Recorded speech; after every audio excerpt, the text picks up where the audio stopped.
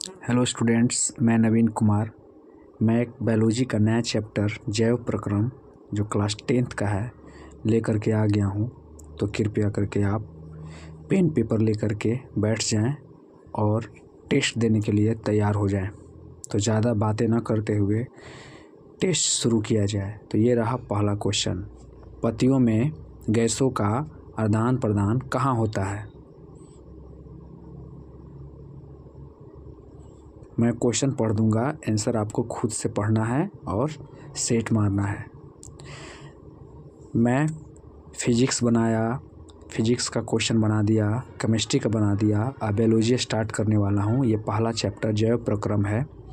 तो जो students physics और केमिस्ट्री का सेट अभी तक नहीं मारे हैं, घर पे अपने गाइड से या फिर बुक से या फिर कहीं जा कर के या क्लास में अभी तक जो प्रैक्टिस नहीं किए हैं, तो ये मेरे वीडियो देख करके आप प्रैक्टिस कर सकते हैं।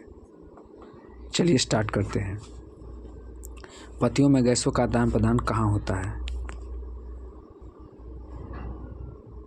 दूसरा नंबर, रक्त में आयरन की कमी से होने वाला एक रोग है, क्या है?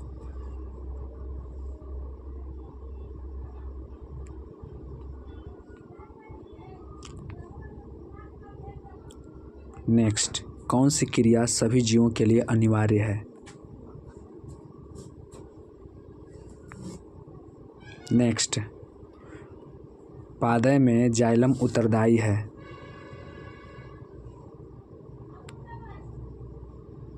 नेक्स्ट, रक्त इनमें किसकी उपस्थिति के कारण लाल दिखता है? नेक्स्ट, प्रकाश संश्लेषण होता है किस में? कवकों में, जंतुओं में, हरे पौधों में, परजीवियों में। नेक्स्ट, मैग्नीशियम पाया जाता है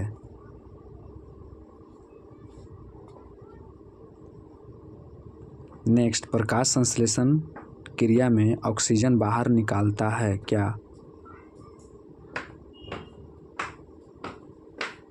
कहाँ से बाहर निकालता है? ऑक्सीजन है।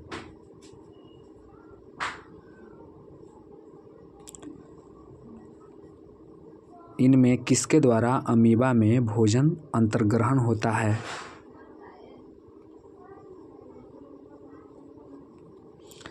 रच्छी कोशिकाएं कहाँ पाई जाती हैं? मनुष्य के शरीर की सबसे बड़ी ग्रंथि क्या है? निम्नलिखित में कौन उत्सर्जी अंग है? वाष्पोत्सर्जन कैसी प्रक्रिया है?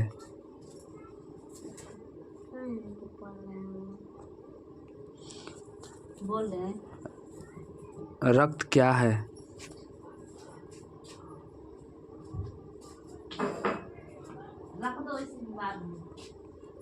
शरीर में भोजन को पचना किस प्रकार की अभिक्रिया है? रक्त का थक्का जमने में किस विटामिन का योगदान होता है? प्रकाश संश्लेषण होता है किस में? क्लोरोफिल वर्णक का रंग है कैसा? कवक में पोषण की कौन सी विधि है? ब्रिक की क्रियात्मक इकाई निम्न में से कौन सी है?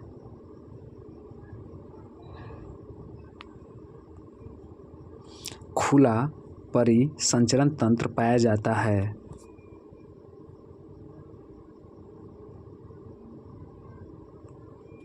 इंसुलिन नामक हार्मोन की कमी से कौन सा रोग उत्पन्न होता है?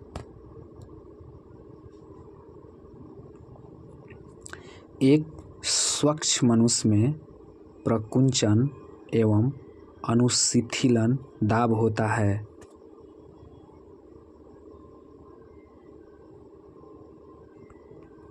निम्नलिखित कौन से यंत्र का उपयोग रक्त दाब मापने में किया जाता है?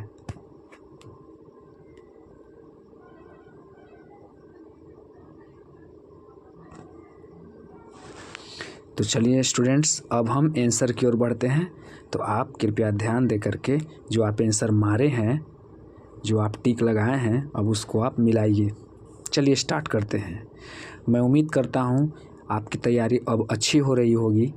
अगर अच्छी हो रही है मेरे कारण, इस वीडियो को देखने के कारण, तो कृपया करके कमेंट कीजिएगा और बताइएगा कि आपको कैसा लगा और आपके मन में क्या सवाल हैं, किस तरह से और बेहतर करना चाहिए। चलिए आंसर की ओर बढ़ते हैं। तो पहला क्वेश्चन क्या है? पत्तियों में गैसों का आदान प्रदान कहाँ होता है? बी, रंध्र में। रक्त में आयरन की कमी से होने वाला एक रोग क्या है? सी, एनीमिया। कौन सी क्रिया सभी जीवों के लिए अनिवार्य है? सी, श्वसन। पादप में जाइलम उत्तरदायी है। पादप में जाइलम उत्तरदायी है किस चीज़ के लिए? जल का वहन के लिए। नेक्स्ट, रक्त इनमें किसकी उपस्थिति के कारण लाल दिखता है? बी, हीमोग्लोबिन के कारण। प्रकाश संश्लेषण होता है कहाँ, किस में? तो प्रकाश संश्लेषण होता है हरे पौधों में। मैग्नीशियम पाया जाता है कहाँ पाया जाता है? मैग्नीशियम क्लोरोफिल में। प्रकाश संश्लेषण की क्रिया में ऑक्सीजन बाहर निकालता है किससे, कहाँ से? तो भाई इसका आंसर हो जाएगा ए, जल से। ऑक्सीजन है क्या?